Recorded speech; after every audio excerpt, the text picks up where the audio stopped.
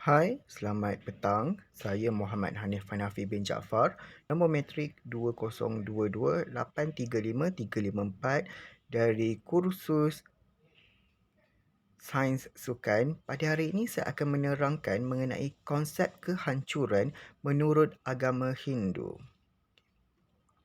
Pengenalan, apa yang akan anda dapat daripada slide saya pada hari ini ialah yang pertama, kita akan mengetahui kewujudan dan latar belakang mengenai agama Hindu.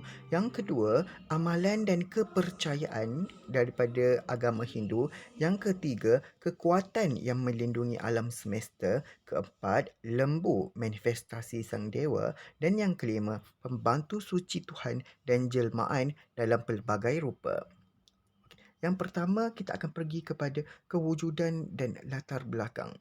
Hindu adalah suatu istilah yang digunakan untuk menerangkan berkenaan sistem kepercayaan iaitu Sanatan Dharma atau Hindu Dharma. Apa itu Sanatan Dharma? Sanatan Dharma didefinisikan sebagai kekal dan tiada henti. Dharma pula membawa maksud keharmonian. Ini bila digabungkan dua ialah jalan yang kekal, tidak pernah bermula ataupun berakhir. Agama Hindu berpegang kepada kitab suci yang dikenali sebagai Veda. Veda mempunyai 4 bahagian iaitu Samhitas, Brahmana, Aranyaka dan Upanishad.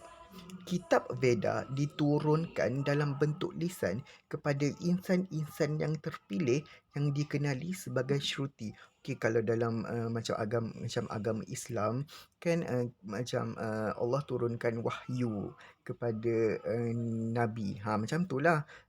Samhitas itu sendiri dibahagikan kepada 4 bahagian ataupun mantra, iaitu yang pertama Rig Veda, Samveda, Yajurveda dan Atharveda. Okay. Brahman iaitu Tuhan yang tertinggi, wujud serentak dengan Dewa Pencipta iaitu Vishnu dan Dewa Kemusnahan Shiva. Mereka menganggap keseluruhan alam semesta mereka sebagai Tuhan dan segala di alam semesta sebagai Tuhan. Mereka juga percaya setiap orang itu bersifat ketuhanan dan tujuan hidup adalah untuk mencari dan menyedari sifat ketuhanan dalam diri.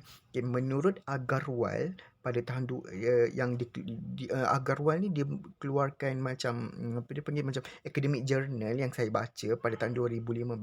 Agama Hindu tidak mempunyai pengasas dan kebanyakan tradisi berlandaskan kepada kitab suci mereka iaitu Veda serta kepercayaan kepada kehidupan semula samsara yang ditentukan melalui kesan dan penyebab karma. Mesti kita semua ada dengan perkataan karma kan? Okey.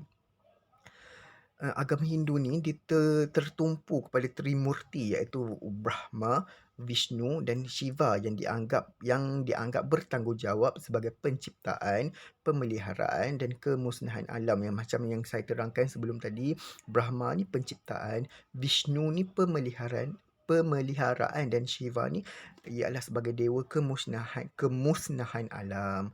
Okey. Seterusnya kita pergi kepada slide seterusnya, amalan dan kepercayaan. Tujuan agama Hindu ini adalah untuk memenuhi matlamat dalam kehidupan mereka. Macam kita kan ada matlamat hidup. Macam itulah mereka ada matlamat hidup seperti kama, keseronokan sensual. Yang kedua, arta, kuasa material dan kekayaan. Dharma, kelakuan yang benar dan mohsa. Okay. Sanatan Dharma dilengkapi dengan prinsip etika dan moral mengenai kebajikan dan kehidupan yang benar serta yang boleh diterima oleh semua tanpa mengira jika seseorang itu dilahirkan sebagai penganut agama Hindu ataupun tidak. Okey. Sanatan Dharma dilengkapi dengan prinsip etika dan moral mengenai kebajikan dan kehidupan yang benar ataupun betul serta boleh diterima tanpa mengira jika seorang itu dilahirkan sebagai Hindu pun atau tidak. Prinsip etika agama Hindu berkait rapat dengan kepentingan nilai-nilai murni seperti kebenaran, berkelakuan yang baik, kecintaan kepada semua, keharmonian dan tidak melakukan keganasan. Okey. Kepentingan prinsip agama Hindu adalah karma macam yang saya sebut tadi. Okey, karma ni apa? Karma ni ialah hukuman yang mana setiap perilaku ataupun perbuatan di dunia ini mempunyai balasan kerana setiap kehidupan mempunyai kesinambungan dan tidak pernah musnah serta kematian diterima bukan sebagai penafian kepada kehidupan, maafkan saya, tetapi sebagai salah satu proses dalam kehidupan. Penganut agama Hindu percaya kepada kehidupan semula. Puja ataupun puja adalah salah satu cara untuk menunjukkan penghormatan kepada Tuhan atau dalam aspek ketuhanan seperti seruan, doa, lagu dan ritual. Puja adalah penting untuk menyeratkan hubungan rohani dengan Sang Pencipta. Semasa sesi puja, simbolik sebagai presentasi Tuhan berfungsi sebagai cara untuk mendapatkan akses kepada Tuhan. Okay, simbolik-simbolik yang macam mana nanti saya explain seterusnya. Simbolik ini tidak dianggap sebagai Tuhan tetapi dipercayai dipenuhi dengan tenaga dewa dan berfungsi sebagai penghormatan dan cara berkomunikasi dengan Tuhan. Okey, bagi agama Hindu, simbolik ini penting kerana apa? Simbolik ini dicipta sebagai medium untuk tenaga rohani yang membolehkan mereka berkomunikasi terus dengan Tuhan. Berdoa dan ibadah harian merupakan amalan harian yang penting bagi penganut agama Hindu. Okey, mantra adalah bahagian penting dalam ritual mereka. Ini terdiri daripada perkataan atau frasa yang diulang dengan kuat supaya mereka ni boleh fokus ketika bermeditasi. Okey, kekuatan yang melindungi alam semesta. Sorry, saya kena cepatkan sikit.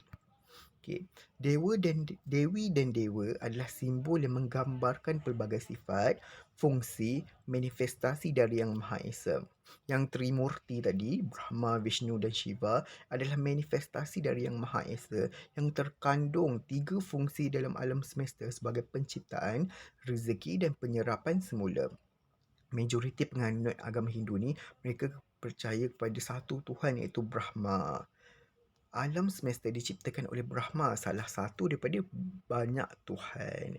Mereka percaya Tuhan adalah satu tetapi dalam masa yang sama percaya Tuhan tu ada banyak dan boleh menyerupai dalam pelbagai bentuk dan rupa.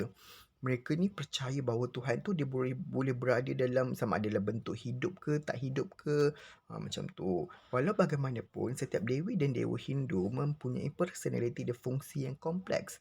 Mereka menyatakan bahawa kepelbagaian ini mesti difahami berkenaan keesaan kepada Tuhan. Brahman adalah nama bagi Tuhan yang Maha Esa. Brahman boleh dilihat dalam pelbagai bentuk. Okey, sebagai contoh saya boleh bagi macam kalau macam student India lah, kat India yang beragama Hindu, kalau mereka macam nak pergi jawab exam ke, nak pergi semayang, nak pergi sekolah ke apa ke, mereka akan berdoa kepada dewi diorang iaitu Saraswati. Saraswati ni siapa? Saraswati ni dewi yang pasal ilmu, pasal knowledge, pasal kepandaian, macam tu.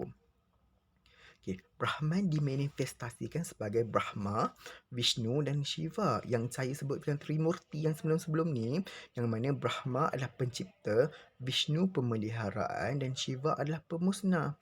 Okay. Ramai penganut agama Hindu menyembah Brahman seperti Shiva, Vishnu, Ganesha, Krishna, Rama, Hanuman, Durga, Lakshmi, Saraswati dan ramai lagi. Mereka ni ada macam, kan saya sebut dah, mereka ada dalam macam banyak Tuhan. Mereka ada banyak Tuhan. Diorang ada satu Tuhan tapi dalam banyak-banyak tu ada banyak lagi Tuhan mereka. Okay. Ini kita bercerita pasal lembu pula. Lembu dan dewa, diorang anggap lembu ni adalah dewa diorang. Mereka ni anggap macam lembu ni lah ibu diorang.